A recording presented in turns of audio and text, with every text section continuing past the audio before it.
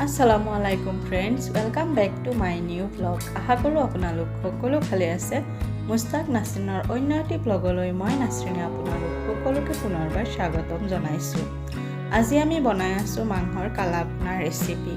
কেনেকৈ বনাইছোঁ সকলোবোৰ শ্বেয়াৰ কৰিম আপোনালোকৰ লগত। অনুগ্ৰহ কৰি ভিডিঅ'টো শেষলৈকে চাব। কালাভুনা ৰেচিপি বনাবলৈ মই লৈ লৈছোঁ চৰ্বি নথকা মাংস। আপোনালোকৰ মাংসত যদি চৰ্বি থাকে তেতিয়াহ'লে চৰ্বিখিনি কাটি আঁতৰাই ল'ব। আৰু ইফালে লৈ লৈছোঁ পিঁয়াজ নহৰু আৰু অকণমান আদা। কেইফুটামান নহৰু আৰু এটা পিঁয়াজ মই মিহিকৈ কুটি লৈছোঁ, সেইখিনি একেবাৰে শেষত কামত আহিব।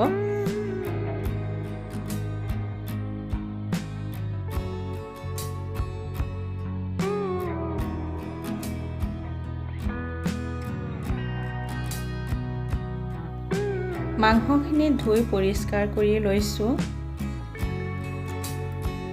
লগতে জোখমতে পিঁয়াজ নহৰুখিনিও দি দিছোঁ।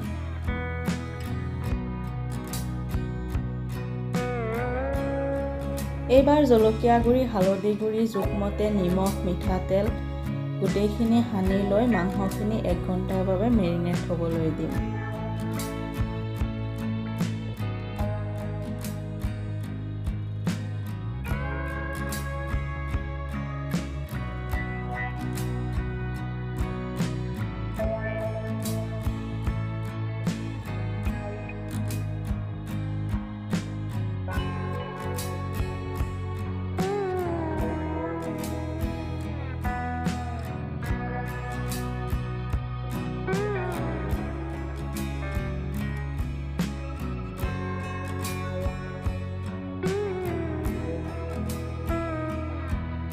মাংসখিনি ধুনীয়াকৈ সানি লোৱা হৈ গৈছে। এইবাৰ ঢাকন মাৰি 1 ঘণ্টাৰ বাবে ৰেষ্টত থৈ দিম।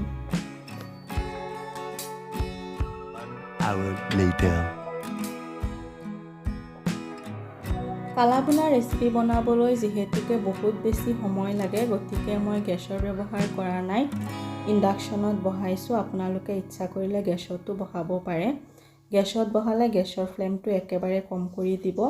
মই এয়া চাওক প্ৰথমে 1100 কৰি দিছোঁ টেম্পাৰেচাৰ, আৰু উতল অহাৰ লগে লগে 350 কৰি 1 ঘণ্টা সময় এনেকৈ সিজিবলৈ দিম।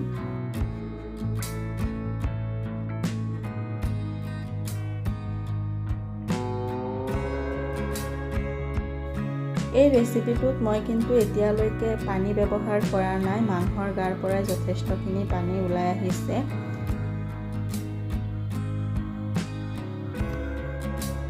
এয়া চাওক মাংসৰ পানী প্ৰায় শুকাই আহিছে, আৰু এইবাৰ মই ইয়াত অকণমান আদাৰ পেষ্ট যোগ কৰি দিছোঁ। লগতে দি দিছোঁ কেইখিলামান তেজপাত, গৰম মছলা আৰু অকণমান জিৰা গুড়ি।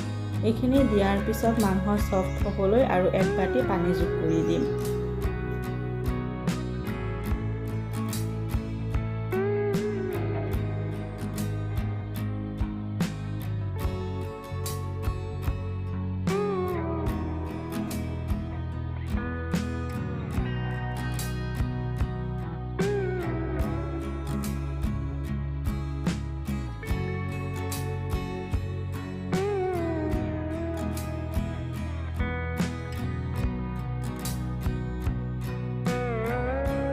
One hour later. এয়া চাওক মাংসখিনি ধুনীয়াকৈ চফ্ট হৈ আহিছে, মানে হৈ গৈছে। এইবাৰ মই এখন শুকান কেৰাহী পাতি লৈছোঁ।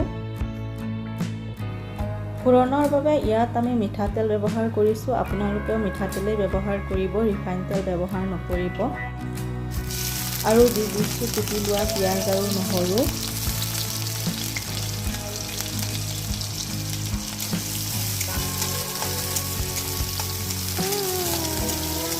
এয়া চাওক নহৰুখিনি ভাজি লোৱা হৈ গৈছে। দালিত যেনেকৈ আপোনালোকে ফোৰণ বা বাগাৰ দিয়ে, আমিও তেনেকৈ মাংসত ফোৰণ দি আছোঁ।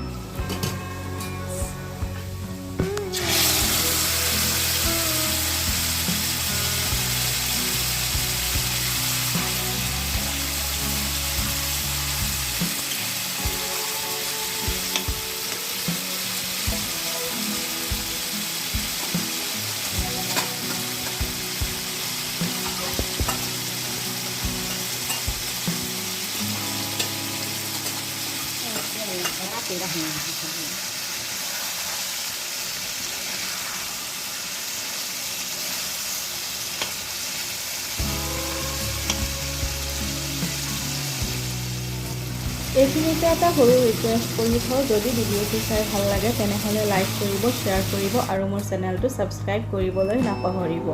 ফোৰণ দিয়াৰ পিছতো কিন্তু আৰু বহুত সময় ভাজি থাকিব লাগিব। এয়া চাওক, মাংসৰ পৰা তেল ওলাই আহিছে, মানে আমাৰ ৰেচিপি ৰেডি হৈ গ'ল। আপোনালোকেও কালাভুনাৰ ৰেচিপি ট্ৰাই কৰি চাব পাৰে। হাঁহৰ মাংস বা ছাগলীৰ মাংসৰ লগতো বহুত ধুনীয়া হয়। আশা কৰোঁ আপোনালোকেও বনাই খাই চাব আৰু আমাক কমেণ্ট কৰি জনাবলৈ নাপাহৰিব আপোনালোকৰ ৰেচিপি কেনে হ'ল।